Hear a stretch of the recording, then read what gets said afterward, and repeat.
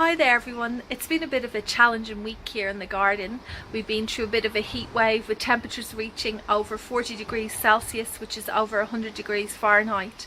So in today's video I'll bring you on a bit of a tour, show you those plants that have done well and others that are struggling in the heat, and also I'll be doing a bit of a garden harvest. Today we're going to start off in the front garden and I'm going to show you a tree that is doing really well and is in full bloom at the moment. This here is a crepe myrtle tree. It's in full bloom and it's looking really stunning. It's got lovely pink blooms and it's not showing any signs of stress here in the heat. There's a little baby tree beside the main one that's self-seeded here.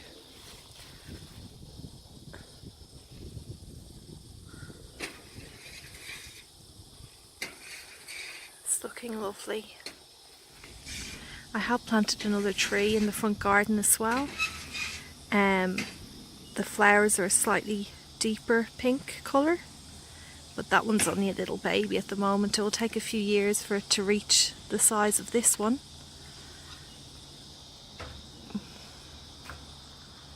It looks really nice against the blue sky.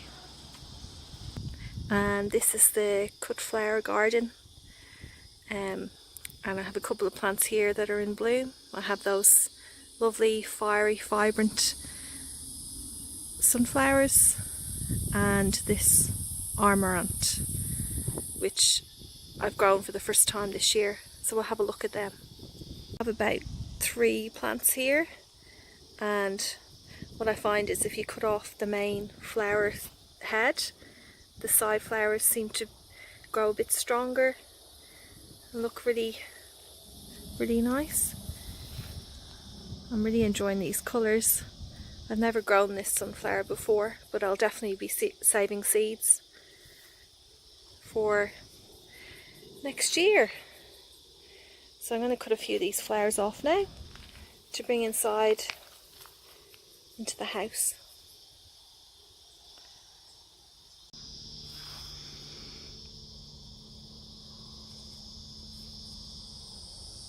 Still here in the cut flower garden, we have these Amaranth plants. They are huge. They're probably over 7 foot tall now, but look at those long tassely flowers swaying in the wind. Aren't they beautiful? I'm going to cut a few of these off now to bring inside and put in a vase. And the great thing about this plant is the leaves are actually edible as well. So they taste very similar to spinach, and I've tried them already. They're really delicious, raw, mixed in a salad in replacement of your traditional lettuce leaf. Look at these. Just lovely, aren't they? I'm so happy I grew them this year. They're even better than the pictures look, I think, in real life. They look amazing. This is one of the side gates into the back garden. That's a passion fruit vine growing over the top. And there's quite a lot of passion fruits here. I actually harvested a couple this week. There's a nice big one there. I can't wait for the rest of them to ripen. Go in through here, into the side gate. On the left hand side I've got all the self-seeded cosmos, but here on the right hand side I have some of my succulent collection, which I love putting in terracotta pots where I can. And I would say this is probably the most neglected area in the garden. That one's not looking too great there, but you know what, they're just so hardy. Look, there's so many webs there, cobwebs. I haven't really done much here in a while, just concentrating on trying to keep everything else alive. I know these are so hardy. I know they'll be fine. I love succulents. It's so easy to multiply your collection. Just taking a cutting and popping it in some soil. It's really great. Really great plants to grow for first time gardeners, I think, because it gives you that confidence. And this hot mess over here, these are my potato sacks. and I'm going to harvest them now. And I've got no idea how they've done, but let's get digging and see what we can find. So let's get in here. So these are pink. Oh, I can see one down there. Let's grab that one. Oh, that's a nice one to start off with. These are called pink fear apple potatoes, and they originate from France, and they're waxy potatoes. So there's the first one. I'm going to go through, I've got 3 bags here, 1, 2 and 3. I'm going to go through them now and dig out and see what else is in there. I hope I get more of these, because if I get these, I'll be really happy. So I just ended up tipping the bag out, and I can see loads of potatoes hidden in there. There's a handful there. I'll pop these in the basket and I'll go through the rest. Sack 1. Now I'm going on to sack number 2. So many in this one, and they've turned out so well. I'm really delighted. I love when you get a good harvest. I really didn't know what to expect, but this is awesome. I'm so happy. Here we go, 2019's potato harvest. It's a pretty dahlia. It's called Ken's Gold. Come around this way. So I'm in the back garden. Have some white zinnias here. And if I come around, you can get an idea. Got some cosmos, those pink flowers. And over here is my favourite fruit tree. This is our orange tree. And I can already see lots of fruit on it there. So these will be ready probably towards the end of winter. And they are delicious. Some of them are actually blood oranges. I don't know how that works. It might have been a grafted tree maybe, I'm not sure. Really nice. So if we come over here, it's the archway with scarlet runner beans. Although I haven't really had many runner beans this year. I'm just going to leave what's on there and save the seeds. And here are some beautiful zinnias. My lovely cottage garden. My happy place. I love being in so much. Flowers this week have absolutely loved the heat. Like the cosmos here. It's a Bright Lights cosmos. And all the zinnias. They have really done well this week. But then my vine crops, particularly the pumpkin vines, I'll show you now. Oh, they have been struggling. Really not doing well at all. Let's go and have a look at them now. Here it is. This used to be absolutely packed and lush and green, and now everything's wilting and going green. And my Mother Hubbard pumpkin, which was right there, I had to cut it off the vine this week because the outer skin was rotting, or it may have actually been from the sun, like getting sunburnt. But there are some nice pumpkins in here, and I'll show you them now. Here is the spaghetti squash. I've got quite a few of them on this one vine. It's a butternut squash as well. They're doing well. Dahlias here. I did cut off quite a lot yesterday. I put a post up on my Instagram account if you want to see it. It's called Gigi the Garden Girl. I cut a basket load of these dahlias. And over here, in this area, this is my other vine crop, but these are mostly watermelons and rock melons, and they are amazing.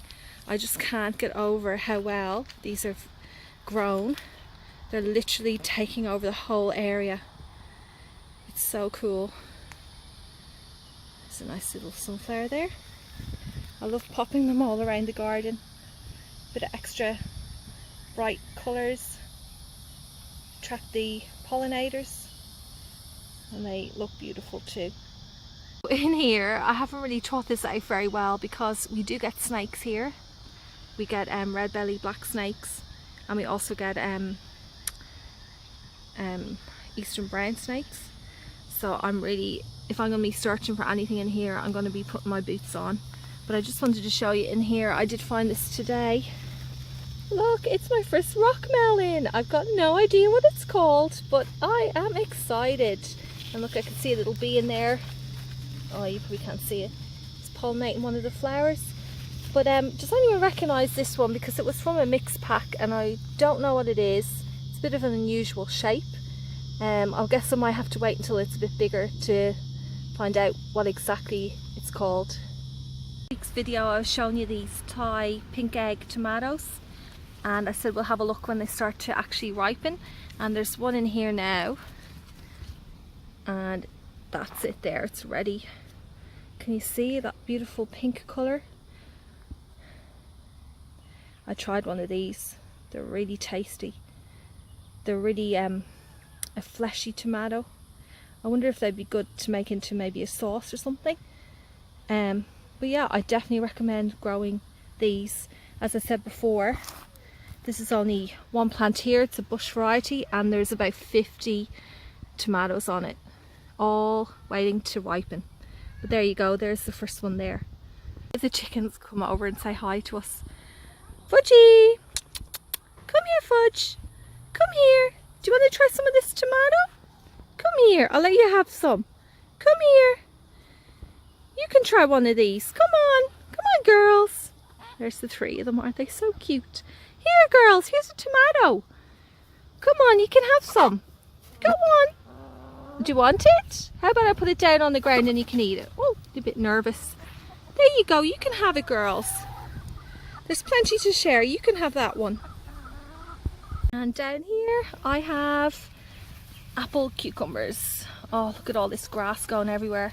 It gets like that in summer, doesn't it? It's really hard to keep on top of everything and you have to prioritize what you do. But that's I don't know what I just said, but that's actually a cucumber.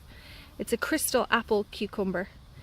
Now I like these, they're nice and they're a good size to slice and put in a sandwich. However, I do find that they're quite bitter, the skin, so I do often have to peel off the outside. But I think it might have something to do with the weather here that we get here being quite hot. I read up a bit about them and they're meant to struggle a bit in the heat, so that can cause them to taste a bit bitter. But they're quite good producers. Like I've got quite a lot here now on the vine. There's one there, and yeah, I've got some more hidden underneath the leaves. But yeah, I'd recommend these, give it a go. Okay, so there's the crystal apple cucumbers. The tomatoes there are the Thai pink egg tomatoes. Basket full of potatoes, sunflowers and amaranth flowers. Someday I'll get the pronunciation right. But oh, I just need to go inside now. I'm absolutely boiling. It is so hot here.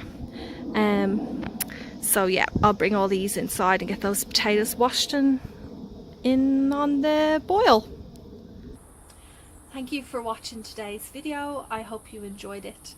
And if you've got any questions at all, please put them in the comments and I'll do my best to answer them. But until next week, I'll say bye for now and happy gardening.